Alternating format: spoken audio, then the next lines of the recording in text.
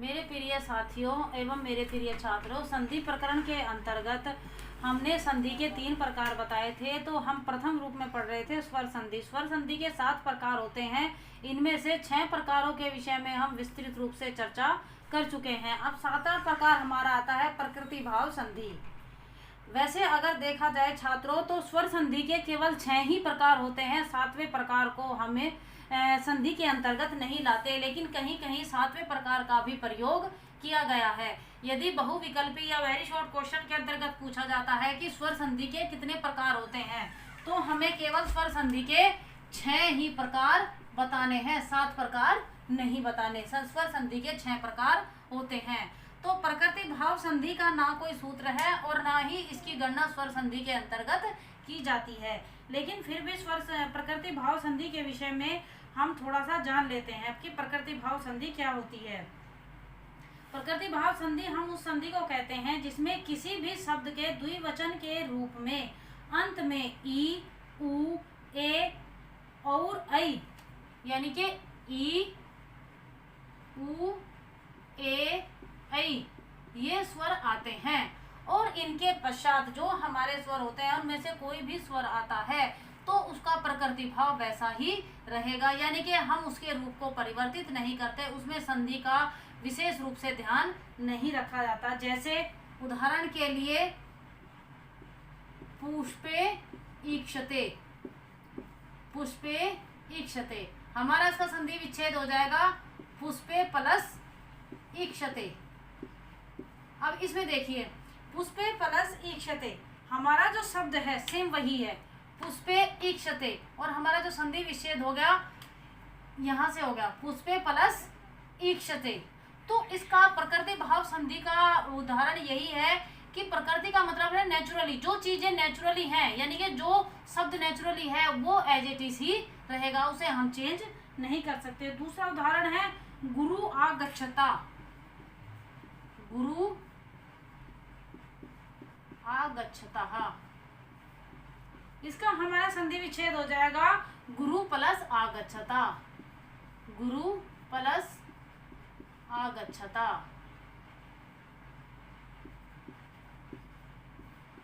यानी कि जैसा कि इसके नाम से प्रकट हो रहा है कि यानी कि जो प्रकृति रूप, नेचुरल रूप जो हमारा शब्द है केवल उसी की संधि हो जाएगी। इसमें कोई ना तो रूप परिवर्तित होगा, ना किसी स्वर या व्यंजन को ही हम प्रयोग करेंगे, क्योंकि इसमें स्वरों का कहीं भी प्रयोग नहीं किया जाएगा।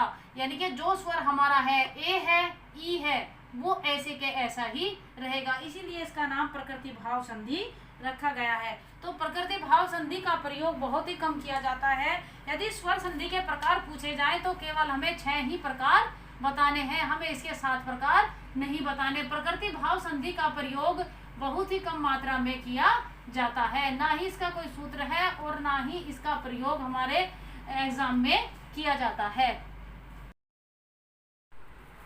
तो छात्रों, अभी तक हमने क्या किया कि स्वर संधि के 7 प्रकारों के विषय में विस्तृत चर्चा की है, लेकिन मैंने आपको ये बताया कि स्वर संधि के 7 प्रकार होते हैं, लेकिन जो मेन होते हैं वो 6 प्रकार होते हैं। 7वीं जो हमारी प्रकृति भाव संधि है उसका प्रयोग कहीं पर भी नहीं किया जाता, तो इसलिए स्वर संधि के केवल 6 ही प्रकार होते हैं। अब इससे आगे जैसे हमने दीर्घ संधि के विषय में पढ़ा है कि दीर्घ स्वर संधि क्या होती है, उससे संबंधित जो ये मैंने आपके सामने उदाहरण दिए हैं, ये सभी एग्जामों के हिसाब से देख करके ही मैंने आपको ये एग्जाम्पल दिए हैं कि किस प्रकार से इनका हम दीर्घ स्वर संधि के अंतर्गत कौन कौन से उदाहरण हमारे सामने आ सकते हैं। इससे संबंधित आप संधि विच्छेद खुद भी कर देख सकते हैं, और नहीं तो इसको देखें, और बाकी यदि कोई समस्या आती है तो आप कमेंट बॉक्स में मुझे लिख सकते हैं। तो दीर्घ स्वर संधि के का रिवीजन एक बार हम फिर से कर लेते हैं कि दीर्घ स्वर संधि क्या होती है। दीर्घ स्वर संधि के अंतर्गत मैंने आपको बताया गया था कि यदि कोई भी ह्रस्व स्वर होता है और या दीर्घ स्वर होता है तो उसको क्या हो जाता है, दीर्घ हो जाता है। जैसे ए ह्रस्व हो गया प्लस आ, तो ये दोनों मिलकर क्या हो गया, आ, दीर्घ हो गया। या फिर आ प्लस आ है तो भी वो आ ही यानी कि दीर्घ ही रहेगा। ऐसे ही ई प्लस ई या दीर्घ ई प्लस ई हो जाता है तो भी वो दीर्घ ई ही रहेगी। इसी प्रकार से दीर्घ स्वर संधि के उदाहरण देखिए कि इसमें केवल जितने भी हमारे स्वर होते हैं, चाहे वो ह्रस्व आए चाहे वो दीर्घ आए, उनको दीर्घ ही होगा। जैसे हमारा पहला उदाहरण है परमात्मा, परम प्लस आत्मा, यानी कि परम का ए और आत्मा का मिलकर बन गया हमारा परमात्मा। सूर्यास्त, सूर्य प्लस अस्तः, सूर्य का ए और अस्ता का है मिलकर बन गया सूर्यास्तः। तथापि, तथा प्लस अपि। पुस्तकालय, पुस्तक प्लस आल्य। चराचरः, चर चर प्लस अचरः। विद्यार्थी, विद्या प्लस अर्थी। दयानंदः, दया प्लस आनंदः। हिमालय, हिम प्लस आल्य है। मुनीन्द्र, मुनि प्लस इंद्रः। गिरीशः, गिरि प्लस ईशः। लघुर्मी, लघु प्लस उर्मी। श्रीशः, श्री प्लस ईशः।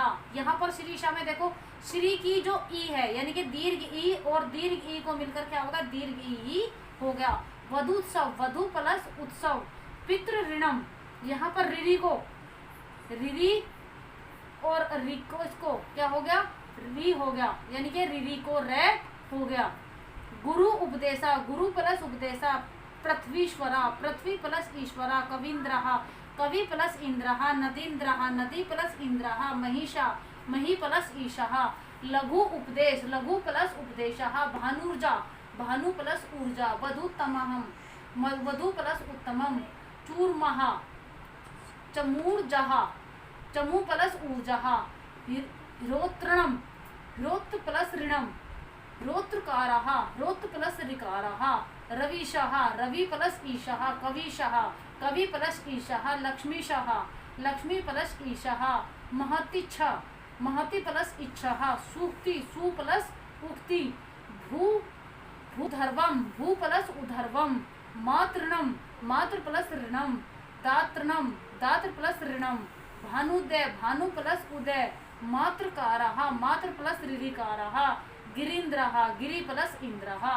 तो इस प्रकार से एग्जाम के हिसाब से जितने भी हमारे पास उदाहरण आते हैं तो दीर्घ स्वर संधि के मैंने वो सभी उदाहरण आपको बताए हैं। इन उदाहरणों को आप लिख करके खुद भी संधि विच्छेद करके देखेंगे। यदि संधि विच्छेद में कोई भी समस्या आती है तो आप मुझे नीचे कमेंट बॉक्स में दे सकते हैं। अब नेक्स्ट हमारी संधि आती है इसके बाद में स्वर गुण संधि।